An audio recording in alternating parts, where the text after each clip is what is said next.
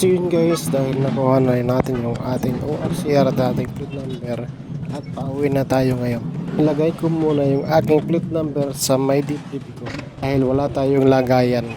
At ikakabit natin mamaya pagdating sa bahay yung ating plate number. Dahil may plate number na tayo at original ORCR, pwede na tayo mag-travel ng malaya. Yun guys, may disgrasya oh. Oh shit, not good. Sinalpok yung bahay at saka yung pick-up na nakaparada. Ano kaya nangyari doon sa driver ng truck? Pahinante. Plan siguro ng control yung truck. Siguro inaantok na yun yung driver kaya sumalpok. Ingat tayo guys sa ating pagmamaneho. At kawawa naman yung may-ari ng bahay at may-ari ng pick-up na nakaparada doon dahil na sinalpok sila ng truck. At sana walang casualty doon na nangyari. Wawa yung driver ng truck kasi siyang mananagot at yung operator din ng truck siya rin ang mananagot doon. Siguro inaantok yun sa pagmamaniho kaya sumalpok. Kaya huminto muna tayo guys kung inaantok tayo sa pagmamaniho para iwas disgrasya.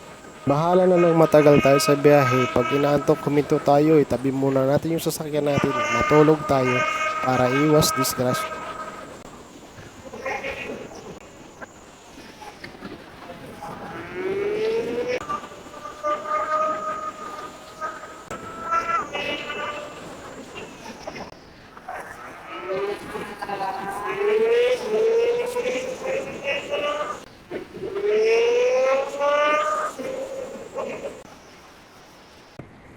Ito yung truck na nadaan natin kanina.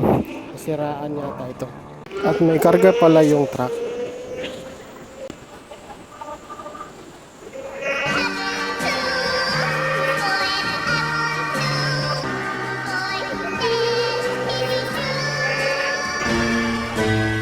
Opo, may aso. Gusto pa yata ako salpukin ng aso na to.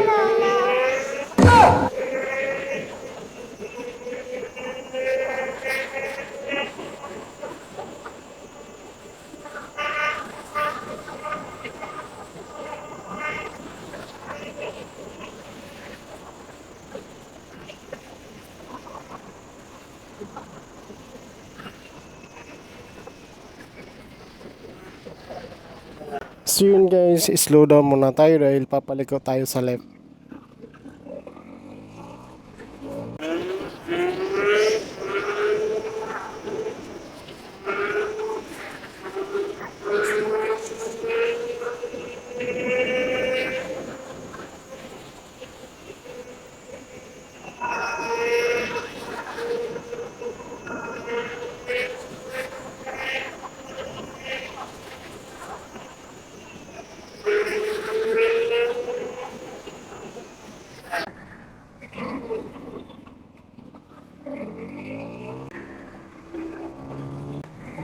Yun guys, nakarating na tayo ng warehouse at ingat kayo lagi. See you next vlog.